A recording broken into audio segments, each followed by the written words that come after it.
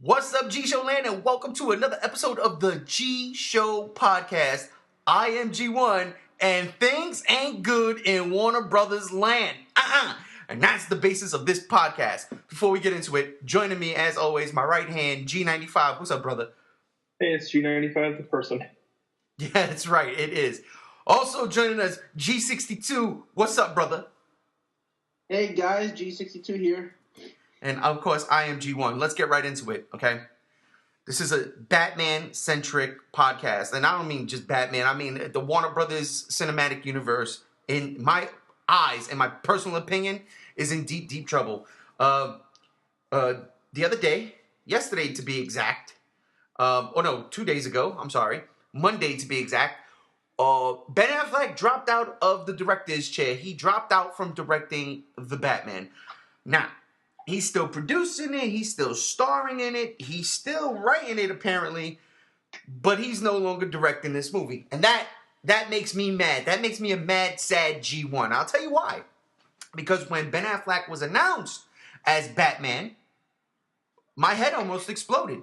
Out of pure, utter joy. I know a lot of people didn't like it because they automatically thought of Daredevil. And... yeah, I actually like Daredevil. I mean, I get it. It's not a really good movie, but it's one of my guilty pleasures. That being said, I love Ben Affleck. I just love this dude.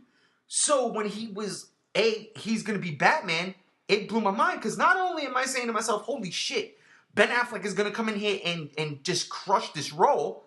He's going to make up for Daredevil, but he's an Academy Award-winning director. What? Wait a minute. He could possibly make a Batman movie. And of course, that's where it started to go. And I was on the hype train, loving it. And then the other day he said, yep, he's no longer doing it. He apparently cannot deal with this huge type of movie, starring in it, writing in it, producing it, and also trying to direct it. I guess it was just too much on his plate. And he just... rather be in the suit and behind the scenes. Okay, so that being said, G95, is this troubling news for you? And does this signify turmoil in Warner Brothers DC cinematic universe? It doesn't worry me at all, actually. There's other capable directors out there besides Ben Affleck. There is other Batman fans in the world besides Ben Affleck. He still has a huge part behind the scenes with writing and producing the movie. That's, two huge, the three most important and shot caller kind of people in the film industry. That's director, producer, and writer. They're kind of the gods of making a movie.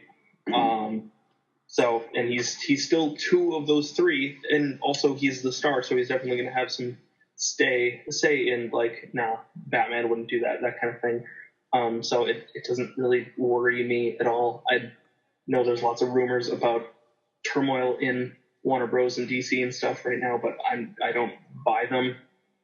Everything I've read is kind of just hearsay, I heard from a friend who didn't like BVS that Wonder Woman might be bad. That's pretty much all I've heard, and that doesn't mean anything to me, so I'm not worried. It's too much for him to handle. It's kind of this is going to be a large budget movie. He was offered to direct Man of Steel, and he said no because he wasn't sure he could handle dealing with such a high budget and with so many effects and stuff like that. And obviously the Batman is going to be hopefully a lot more grounded than Man of Steel, but it's still going to be, blockbuster material. And so, yeah, it just got to be too much for him. I can't blame the guy. Again, I don't think it's that big of a deal. Really, there's, like I said, other directors, other Batman fans, and seeing as he's the producer, he's going to have a say in who gets the director's chair. and he's going to pick someone capable. Okay, well, G62, it's obviously clear that G95 hates Ben Affleck. Because he doesn't care. He doesn't care. Obvious fact. Okay, big budget movie. You look at Ben Affleck's filmography. He does small movies, but he has this. He has a real knack for doing like gangster flicks. Granted, his last movie just came out, Live by Night, and it didn't do well.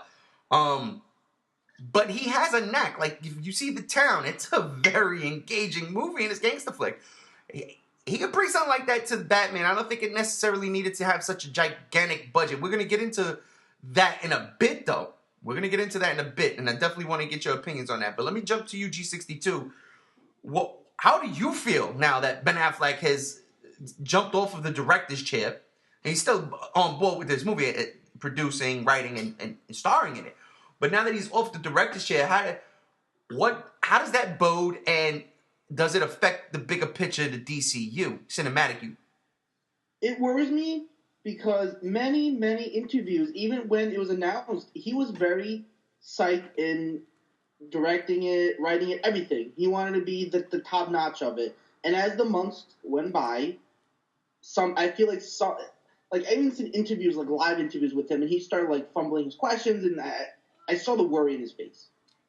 But beyond just even Ben Affleck, I think there's a much bigger problem here, and that is the man that directed Man of Steel and Batman vs Superman, and that's Zack Snyder.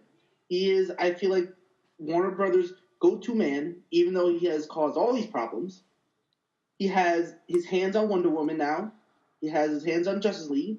And if I go into Wonder Woman and I see problems, then I pretty much gave up on Justice League. I gave up on Batman because that man is on everything. And I feel like that man is the biggest problem of the whole DC cinematic universe right now. I swear, if Warner Bros. Let him go, I'll be jumping 3 feet from the ground, because that will fix the problem. I think that is like probably 80% of the problems is coming from that man. Well, my opinion on it. If I could, and also I think he does control Ben Affleck a lot. Okay, go ahead, G95. Let's see. If I could interject for a second, Warner Bros. Did actually like take him down a step. He doesn't have nearly as much control on future movies now that Jeff Johns is kind of taking over as the head of the DCEU. And he has a lot of say in what happened in Suicide Squad. And Justice League and Wonder Woman. He produced 2 of them and he directed 1 of them. So he's going to have a lot of say. We might not all agree with his decisions in the movies, but I do think that he has a fairly... No, I'm trying to defend him. Defend things that shouldn't be defended about him. No, I don't think he's the cause for all the problems. I don't think he has nearly as much power and say in the overall thing as everybody thinks. But he is, for the first, what we've seen so far, he's kind of like the showrunner of this film series. On a TV show, there's the tippy top dog above the executive producers, above the directors, above the writers. It's the showrunner who kind of makes all the really big decisions. And he's kind of that guy, and was that guy, and isn't really that guy as much now and into the future. He's going to have a role in it, but I don't think the role is going to be nearly as big. But here's the thing, to go against that point of yours. You said not the future. Okay, how much of the future? Because by the time Warner Brothers pretty much stepped him down, a few places, Wonder Woman and Justice League really went far in its production. I doubt if those movies changed at all, and if they do end up not being that good, or it's a mess, I really do feel like he was a big asset to that failure. And yes, maybe Justice League 2 and maybe future movies that have not been produced yet may be better, but I think Warner Brothers waited too long, and the damage is still going to happen, in my opinion. Well, Justice League is his movie. He's directing it. He wrote it. It's gonna have the Zack Snyder stamp on it because it is his movie. Wonder Woman is something different entirely. Him being taken down a notch doesn't really affect that movie as much because the movie was finished production and just had like editing and effects to do at that point. Because this is fairly recently. This is within the last 4 months that this happened. Yeah, that's not a lot of time for things to affect Wonder Woman, which wrapped shooting like 8 months ago, 7 months ago, something like that. Yeah, but he did have his hands in Wonder Woman. Like, he was a big part of that production team. Like, he was steering that ship. Now, everything I've seen from Wonder Woman so far as trailers go, because I'm not looking in, spoilers or nothing like that. I'm not looking for articles. Just the 2 trailers I've seen, it doesn't feel like Zack Snyder. So in that aspect, I'm not worried. What I'm worried about in Wonder Woman though is Gal Gadot. I'm not sold on her. I don't think she's I don't think she can act from what I've seen. And she just had a commercial and she with Jason Statham, and it was more the same. She's just wood to me. And this is your flagship female character. This is the first time they're doing a female superhero, the biggest one on screen. And that worries me. That is what worries me with Wonder Woman. I trust the director, Patty Jenkins. She has an Oscar. But I've just, I've seen nothing from Wonder Woman. It didn't even make my most anticipated list of 2017 movies. I left it off. Because there's nothing that I've seen that makes me want to see it. And again, it's set up with Snyder behind the scenes. That scares me a bit. And I'm going to get to that Justice League now because I had this conversation with UG95 the other day. When BVS dropped that Comic-Con trailer, people lost their mind. They lost their freaking minds. I was one of them. I was running around. I'll never forget it.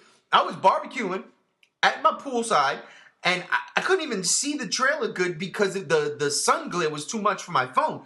So I had to run inside just to check. And when I came outside, I was running around, screaming, jumping for joy. I couldn't believe it. I was so happy. It looked so good. I was like, oh my God, they're nailing it. And I like Man of Steel a lot. So I was already giving this dude the benefit of the doubt. Then we see BVS, and if you guys don't know G-Show Land, there's a ton of BVS talk we've done. That was like our first podcast was talking about that movie. So you could go back and check it out on his YouTube channel. So my feelings really hasn't changed much. I like the extended cut a little bit more better because it made the plot make sense a bit more, but still there's certain characters that are just absolutely stupid and makes no sense.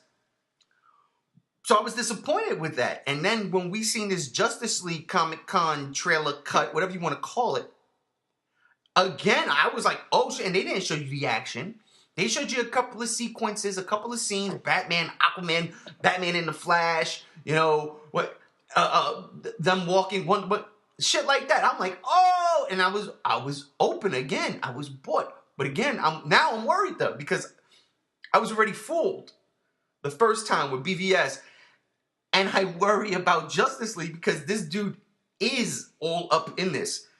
Now that Affleck's left Batman, the director's chair, they're not going to give it to Snyder. Absolutely not. But it just becomes worrisome because I don't think Ben Affleck, I don't think the real reason was I can't handle a big budget movie.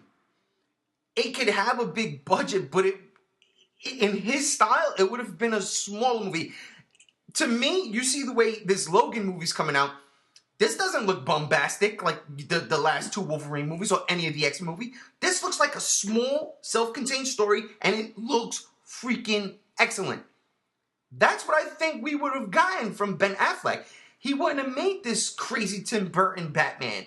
He would have kept it more like Batman Begins in a sense. A little bit darker, maybe. And a lot more street-level griminess to it because that's his shtick. And then whatever budget you need, whatever the rest you have as far as money goes, let the tech people play with that. Let the CG people, if that's what you need. I mean, unless they go and Killer Croc and or not even Killer Croc because we saw him in Suicide Squad, but let's say Clayface. unless they go on all Clayface on us. I don't think the budget or the size of this movie scared him. Honestly, I think he was upset with what's going on behind the scenes. And also to add, really quick, to the point where he said like street level people. Remember, we know that the villain is Deathstroke. He doesn't shoot lasers. He's not like Clayface. You don't need big CGI for him. He's like Bane. You know, he's a street level guy that you just need really good acting and a good storyline to plow the movie through. You don't need something complicated with buildings falling, all that stuff. Deathstroke is not all about that. And I feel like you said, like Ben Affleck would have been perfect for like a Logan type movie, very story driven, because that's what Deathstroke's all about, and not CGI all over the place. We're going to get to that in a minute. Right before that, though, let's go to our next topic. And that's now that the seat is vacant. On a short list, I don't care if it's 3, 2, or 1 person you'll have in mind, even if you read an article somewhere and you saw a name. G95, anybody in particular you think could come in and fill this void? I would love to see a 2-hour and 45-minute Quentin Tarantino Batman movie. That's so fucking cool. Oh my god! Especially with the talent that he brings every single movie with the cast and stuff, that would be the coolest Batman movie ever. Dude, he would totally make that movie take place in like the 60s. He would do it, and he would make a remake to Adam West and crush it. Yeah, probably, and it would work. It would work, I guarantee. That being said, someone like I don't even really know. I know he's not with us anymore, but Tony Scott would be a good choice, I think. Matt Reeves is a name that's being tossed around right now. I don't know. Right. There's no one I can clearly see in the director's chair right now. Maybe once more developments happen with this, sure we can. I can speculate a little bit better, but right now I can't. G62. It's still too far out. My bad. G62, same question. Who you have anybody in particular? Now I'm gonna answer this a little bit differently. And yes, I'm going to talk about Marvel in this, because Marvel, even though they do have a director, they mostly do it as a team. People that know the characters, that know the comics. And I feel like Warner Brothers needs to extend to people that write these characters, that do the animated films, that know the characters well, the animated stuff. And I feel like they need to set a team, not just a director. Don't put it all on one man to make the decisions like Zack Snyder or something. And get a team together and know the character and do it. To make an amazing Batman film. I don't think we need just one director or one person to make all the decisions. Because I feel like lately that's what DC has been going with, and it has failed. So I want them to do something kind of like Marvel-ish, with a team that knows the comic, that knows the characters, that know the comics, and etc. I like what you're saying there, because I was going to say that I was going to use that as our last segment. I was keep that a surprise, and I still will. Something I'm going to throw at y'all. I like Matt Reeves' name. I really do. Dude has not stared me. He has not made a movie I had not liked yet. Since Cloverfield, Let the Right One In, and both Planet I Apes. hated Let Me In. Oh, yeah? I fucking hated it because, well, I'm a fan of the Swedish version. Oh, me too. I love that movie. I'm also a fan of the book, and the Let Me In was just a toned down version of the Swedish movie, and it was kind of a letdown to me. It was just boring. Well, yeah, I mean, let's be for real. That being said, Cloverfield was a movie unlike anything anybody had seen at that point. But I will add that Let Me In was beautifully shot. Right. Like, cinematography is what stood out to me the most in that movie. Well, I love that movie, and I love Planet Apes movies, and I love Cloverfield. And I would love to see him in there. Another name, and his, this might throw people for a loop. But I say, without studio interference, let this dude go but give Josh Trank a chance. I know how his Fantastic Four is. It's terrible. It's terrible. Even I hate that movie. But I don't believe that was his fault. That was studio meddling. That's what I think is going on in Warner Brothers too. I think there's too many cooks in the kitchen. Let them do their thing. Like G62 said, like Marvel, it's Kevin Feige runs that ship, then he goes and he talks to, whoever's above him. But he's the one everybody making these Marvel movies go to. All right, what do you think of this? Is this cool? And yes and no. And he guides that ship, and it's worked. Every single movie. Granted, there's a couple of clunkers, but it still serves the narrative. And the payoffs is going to be huge. DC needs that. And I think if you gave Josh Trank a chance, well, first, this dude needs to get his confidence back. I think his confidence has been shook. Remember, he got taken off of Star Wars after Fantastic Four. But give that dude a chance. If not, Matt Reeves is probably my number one dude, but I really would like to see a Tarantino Batman movie now. Holy crap. That would be insanity, man. That would be insanity. But, all right. So that's our director thing. Next segment, man. And G62 was talking about this for a bit. So we're going to start with you. What type of movie do you think Warner Brothers is going to make? What type of movie you think their Batman is going to be? What do you mean by what kind? You mean is it really actiony? Exactly. Say, Man of Steel, or more like the previous Batman movies, which has been more smaller toned. Exactly. That's what I mean. What do you think they're going to make? What do you think Warner Brothers has in mind? Where do you see them going with this? Well, knowing that it's Deathstroke, and when we talk about Deathstroke, it's always about the assassins and all, and the assassins in general. I think they're gonna do something kind of like a cross between the feel of Bane, where he's a very big threat because Deathstroke is one of Batman's biggest foes, always has been, and then across kind of like Batman Begins, where we do see not an origins of Batman, but we get to see what he was like before he got older. Why he does the things he does. So I think it's a cross between kind of like an origins film and kind of like where a menace like Bane, because Deathstroke is very similar to that. So I think it's going to be very story driven. I don't think at all we're going to see a lot of action, CGI, buildings flying around, because that's not what Deathstroke is at all. So that's what I think it's going to be. G95, what do you think? What kind of movie do you think they're going to make?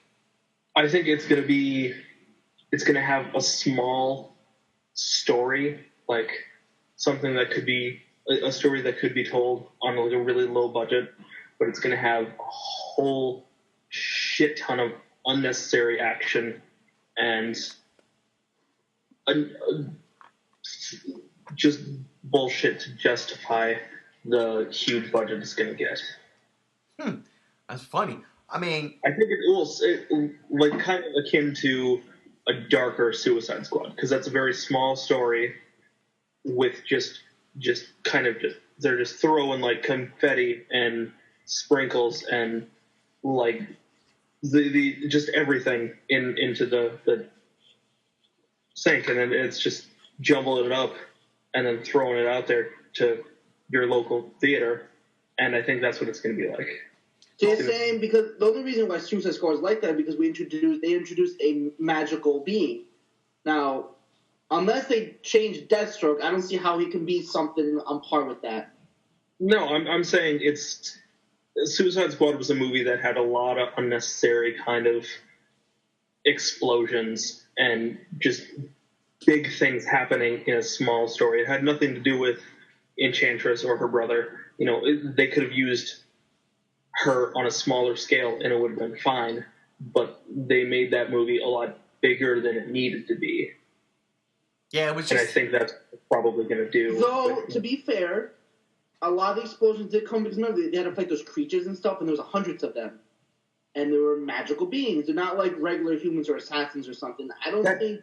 All of that could be told on a smaller budget, though.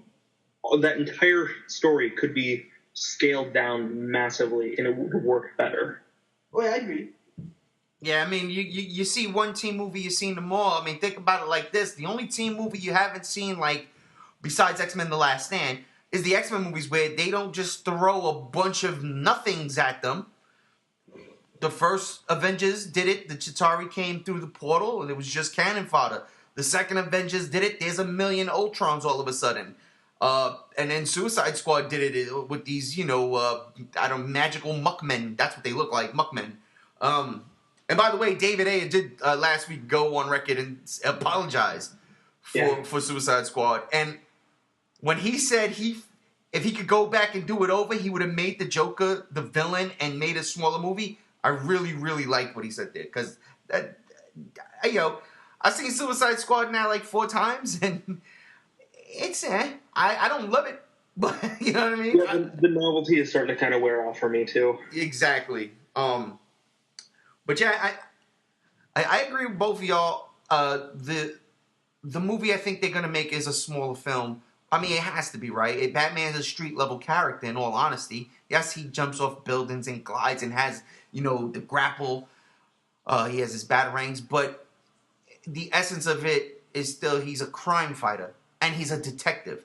Nolan already did that, though.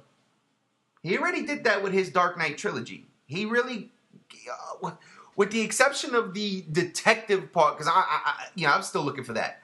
And and Nolan, what he didn't do, and this is one of my biggest gripes about that trilogy, is he didn't do the action justice. It's Batman. It's Batman. Batman's an ass kicker. And that's why with Affleck as Batman and what we did see in BVS, the way he handled, let's take for instance that warehouse scene, the warehouse scene. That's the Batman I want to see on screen. I want to see that ass kicker. I mean, granted, he did kill a couple of those dudes, more than a couple of those dudes. Killed them. And that's not Batman in my book, but that's the type of action I want to see. Now, if that means you get a smaller story, street level stuff, and it's Batman's war on, organized crime, like again we got with the Nolan, but they hire, let's say, Deathstroke to bring him in. That's how Deathstroke's involved. I don't know, but I'll tell you this. The action we didn't get in the Nolan movies and the little bit we saw in BVS, that's the reason why they're going to use Deathstroke. So we can see an epic fight, like a hand-to-hand fisticuff that we haven't seen Batman do on screen yet. I mean, think about it. Even in Mask of the Phantasm, there really wasn't anybody he was straight up, utilizing his martial arts skills to. He's beating up a couple of thugs. He smacked the Joker around a couple of times. You know what I'm saying? And without the Phantasm, it wasn't. It's a great movie, but that movie's more story over substance. With Deathstroke, I think you can make equal part story, equal part substance, and I hope that's where they're going with it. I think that's the type of movie they're going to make. Yeah, because I'm with it. They can make him like a Ra's al Ghul type character, which is very similar to. Well, I don't think too much Ross. I honestly keep Deathstroke what he is. He's a bounty hunter. He takes a contract. The contract just so happens to be Batman. Handle the business, and handle the business. Again, you go to this dude, Tom Miller, I think, right? The guy who directed Deathstroke, right? Is it Tom Miller? You go and you look at what he made the best Batman movie to take. Matter of fact, get Tom Miller to direct Batman. That's my pick now. Forget Matt Reeves. Forget Josh Trank. Get Tom Miller to make Batman because he made the best Batman movie already. In that opening sequence for Arkham Origins with his fight with Deathstroke. That's what I want to see. I want to see that on screen. That's the type of fight you have at the end. You know how all the Rocky movies is the build up with the all the drama and all the everything you got to go to until you get to the fight. Finally, we get to the fight, and it's all a big payoff. That's what I want to see in this. Give me Tom Miller to direct Batman, Ben Affleck, Deathstroke. Anyhow, that's the type of movie I think Warner Brothers is going to make. Now, let me ask you guys this. This is my favorite part of the podcast. This is where we play fan fiction. G95, what type of movie would you like to see? What you want to see? I would like to see a modern day film noir mystery story from like the 1940s, just updated with some kick-ass fight scenes. Like I don't know how or what the story would be, but I want something that totally utilizes, for the first time, really, Batman's detective skills, and just like something crazy left field with the main villain being Man-Bat, because Man-Bat is really fucking cool. And yeah, I just want something that's kind of a throwback to Batman's street level kind of 40s noir kind of vibe. I think recently Batman has gotten a little too bombastic and big, and I prefer the smaller stories. I would like to see something with Hush as the main villain, and you and I were having this conversation the other day. And yeah, because I think Hush would be a perfect villain for it, even though he's not super marketable. But, you know, my counterpoint is Steppenwolf isn't that known of a character outside of comic nerds, but he's the main villain of Justice League Part 1. I get that he's the herald of Darkseid, sort of, but still, he's an unknown to the general population. Anyway, yeah, I'd like to see something just kind of small, like something that could be done on $80 or $90 million for a budget, something that focuses more on the cast and the story than how many asses Batman can kick, though the fight scenes are a requirement due to what we saw in BVS and how awesome that fight was. Yeah, that's just what I want to see. I really want to see a good story. I want to see something small time, kind of underground, nothing too crazy, nothing too out there. Just a good mystery, a superhero mystery, because we don't have those really. That's kind of an untapped market currently in the superhero genre. All right, G62, what movie would you like to see? Well, before I start quickly, because you were talking about Hush, I think they can do it. I mean, if Marvel can make Guardians of the Galaxy, who was not known at all to the majority of the people, or even Doctor Strange, and make them one of the most popular characters to date, I think if they can make a good storyline with Hush, they can make him they can make anyone popular, but the story and the movie has to be good. That goes to any movie. You know, you can make anyone popular as long as the material and the team is ready to make a fantastic film. Now, to go with your question, what kind of movie would I like to see? I would love to see probably either like The Killing Joke or the Red Hood story as a movie. Because we know something happened with Robin. I mean, we don't know what happened. And I feel like Under the Red Hood kind of movie would be something really good tied in with Batman and why he's the way he is. I would love to see that, honestly.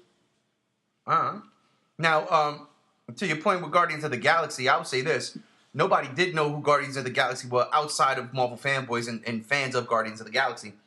Comic book fans knew in passing who they were, but, like, I didn't know the dude's name was Star-Lord. I knew Drax. I knew Drax the Destroyer from, like, you know, a couple of things I've seen here and there, but... And Rocket Raccoon, because he's a freaking raccoon. I'm like, why is there a raccoon with, like, a rocket launcher? Because it's Rocket Raccoon. Oh, I guess so. But I didn't know the tree was Groot. I didn't, you know. Anyhow, that being said, what Guardians of the Galaxy did, though, was break away from the traditional Marvel mold.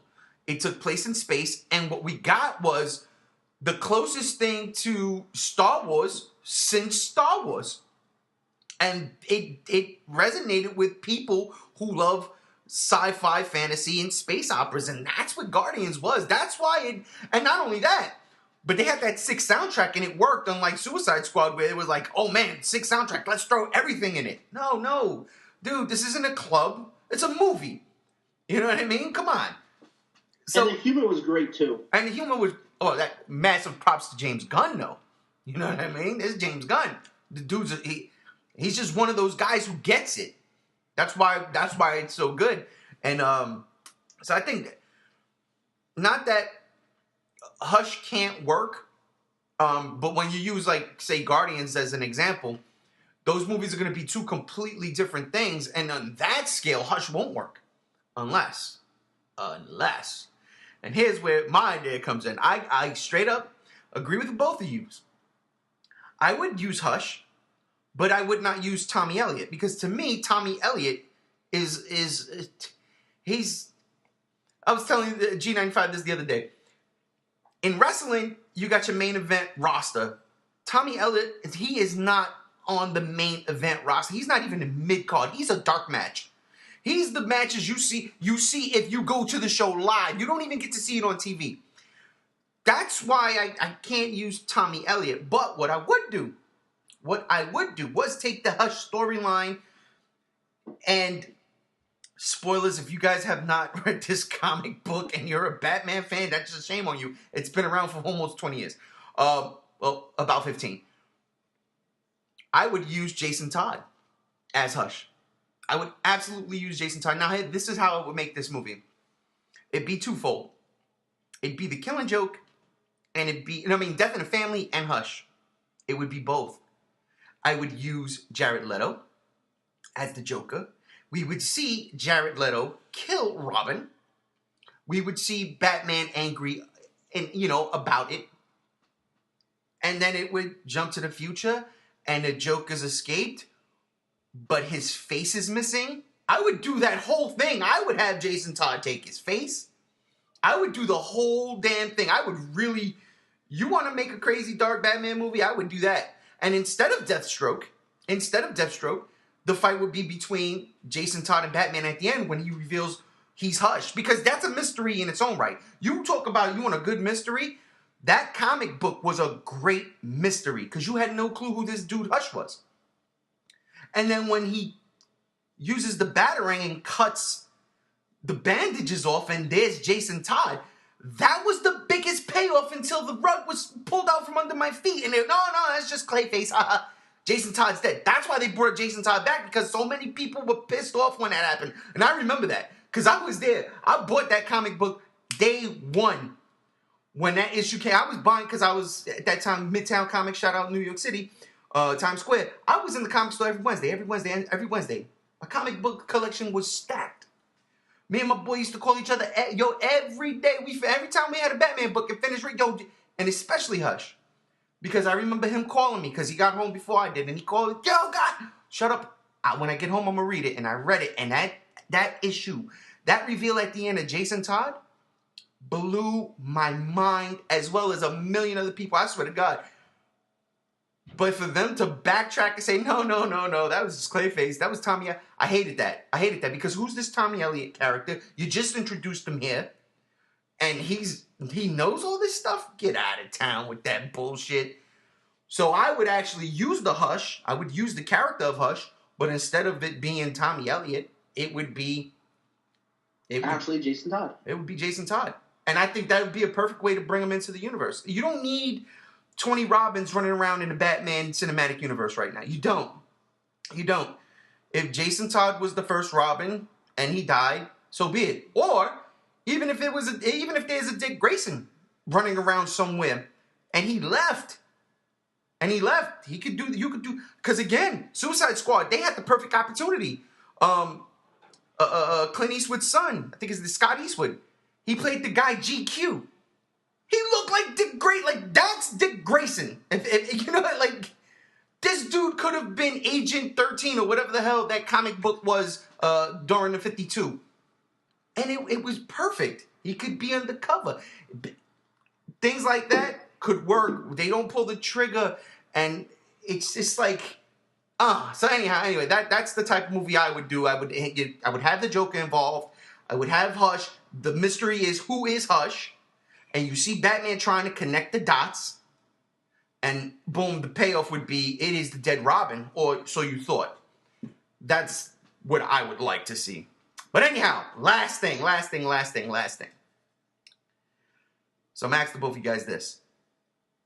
Now that, Affleck left, Snyder's been demoted, the Flash just got completely overhauled now. They're rewriting the whole script. They scrapped the Flash. All of this is happening at the same time. That's not a good sign. It's not. So let me ask you this. If you got to pick someone to be in charge of the entire DC Cinematic Universe, G95, who would you want to run this ship? The whole thing, to be the Kevin Feige of DC? Well, I think we're all going to pick the same person, all three of us. Okay. And stay with me now, Jeff Johns. Oh, okay. Jeff Johns. Yeah, I'm not going to pick him. But go ahead. So you want Jeff Johns to run the ship? Yeah. Why is no one that? has a deeper respect for comic history than Jeff Johns. I agree. I can't. What he did with Green Lantern, he took classic things about Green Lantern and about the Green Lantern lore and things that didn't make sense or were that silly, and he gave them a justification and made them cool. He reinvented Green Lantern and Flash and Teen Titans and Aquaman and all these characters that he's written in fantastic ways, all while keeping things that are traditional about them, that are classic about them, but bringing something new to the table, something fresh. He also did a kick-ass job in Crisis. Crisis on Infinite Earths. Not Crisis on Infinite Earths. Infinite Crisis. The sequel, which, again, like you said, went back, took a beloved world-shattering story, and made a sequel. Not rebooted, a sequel, even though it did kind of reboot the universe, but it was a sequel to an original classic, and it works on so many levels, if not all levels. It shoots on all cylinders. G62, who would you pick? Is it Jeff Johns?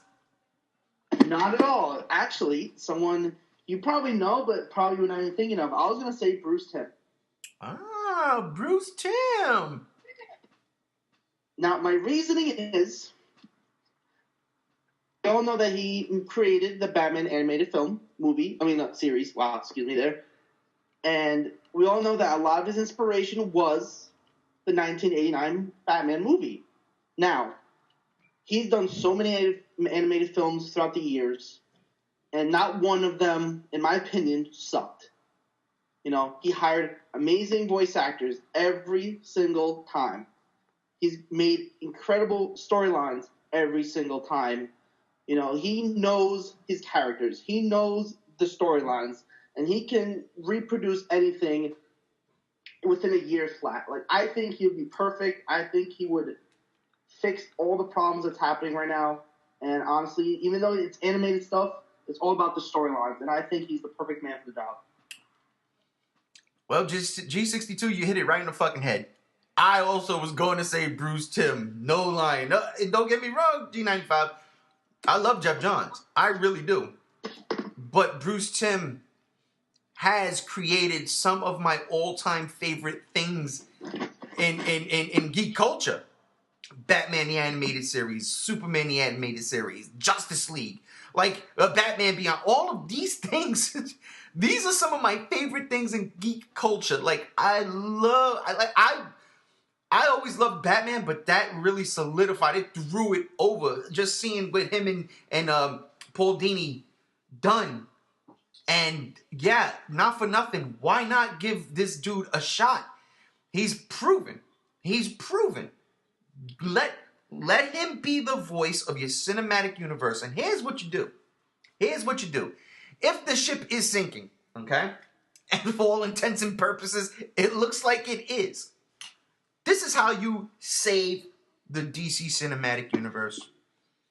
You rewrite that Flash script because you have to now, because you scrapped it, and you make Crisis on Infinite Earths, or you make Flashpoint. You make something with the Flash to reset this universe. Yes, it's kind of crazy. Oh, we're going to reset this universe. Now we just started. No, fuck it. Get rid of it. Start from scratch. And you have the tool to do it. You have the Flash. He's done it in the comic books. People respond well to it. He's done it on the TV show. People respond well to it. It's there. You don't have to continue this shit. Only the most fanatical of fanboys like what you're doing. Not everybody else does. I love DC. I love you, DC, but I'm not a fan of your cinematic universe right now, except for Man of Steel. I like that. I love that movie. But BVS, no. I'm not anticipating Wonder Woman, and I'm a little nervous about Justice League. Reset the whole thing. Do it now. You have the power to do it, and you can still keep some kind of threads involved there. You can use Darkseid. You could still use all of that. You still have a plethora of great characters to pick and choose from. So that's what I would do personally. I would totally reset the universe.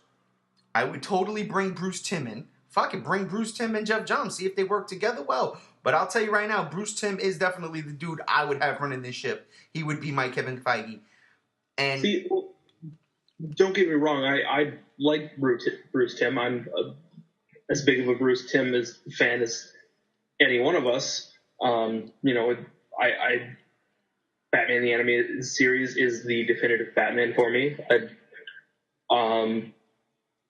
Justice League Unlimited Season 1 is one of the best seasons of any show ever. But I didn't pick him solely because he has no experience in live action, whereas Jeff Johns does, since he had a helping hand in the beginning of Arrow. And maybe I took the speculation a little too realistically, but yeah, that's he was excluded solely for the fact that he only works in animation, and also that up until 2 years ago he'd stepped away from the DC animated universe. Right, no, that's fair. That's fair. Don't get me wrong. That's absolutely fair. I would just like to see somebody graduate. You know what I mean? Like it's time. It's kind of like Star Wars. I'm gonna use Star Wars as an example. What Dave Filoni is doing when he did with Clone Wars and what he's doing now with Rebels. That dude is making he's making absolute classic Star Wars stories. Wow. And he's doing it in half-hour episodes. He's going to get a live-action Star Wars movie down the line. I don't think it's going to be one of the episodic adventures, but he's going to get a Star Wars story. He's going to graduate because he's doing it for that company. And I think Bruce Timm put his work in. And I'm not saying for him to direct anything. I'm just saying be the captain of the ship. Put out a master plan. Get the right people in place. I mean, he already did it again with the animated universe. He put the right people in place. And I'm not talking about the voice actors. I'm talking about the people behind the scenes, the directors, the writers, Andrea Romano getting, the voice casting down. And he revolutionized shit, and he has a distinct vision. You don't have to have him direct anything. Just say, let's do this, let's not do that. And Warner Brothers, stay the fuck out of his hair. Because he done it for you. He's won you Emmys. And that's why I think he would be a great fit for that. And again, reboot the universe using the Flash. You can do it. You can do it. So, anyhow. Well, let me quickly add to that point. Because we talk about, like, he may not be good because he didn't do anything like live action. Well, the people that have done live action films in the past, they're not doing it right now for DC. They're not doing diddly squat right now. So, honestly, I really think you need a helping hand, and that's why I picked Bruce Timm, specifically because people that know Hollywood, that know these live action stuff, is actually not doing good at all. But that's like saying that's like saying, okay, the two directors that have put out the 3 DCEU movies aren't quite cutting it, that all live action directors aren't quite cutting it. That's kind of an argument that doesn't. No, but it's not just that though. Besides the Batman movies, DC has not made a good DC live action movie. Green Lantern was not good. Superman Returns was not good. Honestly, really, it's really just the Batman films and maybe Man of Steel. But, DC can't have a big log and say, well, we have done these successful movies. It's not been that way. They were more successful in the 80s. Superman 1 and 2, and Batman, and to some extent, Batman Returns, even though I'm not a fan of that movie. But, you know, those were like the last good DC movies up until Nolan. And then when Nolan took over, he did his thing. But, yeah, I look, any director you put, it's, you know, the studio has a vision, but what they don't have is somebody to guide that ship. Now, that's one of the biggest issues, is there's too many people there wanting to do their own thing. Give somebody who knows. Look, Jeff Johns is one of those people, but I think Jeff Johns is also a corporate dude. I don't know how much of a how much no he's gonna say. Like, you know what I mean? Like, I don't know. I just get this weird feeling about Jeff Johns. I love him to death and what he does for comic books, but I just think somebody who's already done DC entertainment. And on the small screen, and hell, even on the big screen, because again, Mask of the Phantasm, you give that dude a crack, and like I say, you just put him in the captain's chair, and then let him guide the ship. But anyway, that would do it today because we are running over, and I just want to say thank you guys for joining us. I want to say thank you, G95. I appreciate your time here. Glad to be here. And you, G62, for joining us. Thank you very much. Always. Glad for being invited here. I know. Thank all you fuckers out there in G-Show land. Hey, if you got anything you want to say about this, if you agree, disagree with us, okay, put it in the comments. Also, you got any ideas what you want to see in a Batman movie? Put it in the comments. This is our Batman-centric episode of the G-Show podcast. I am G1. We out of here. Peace.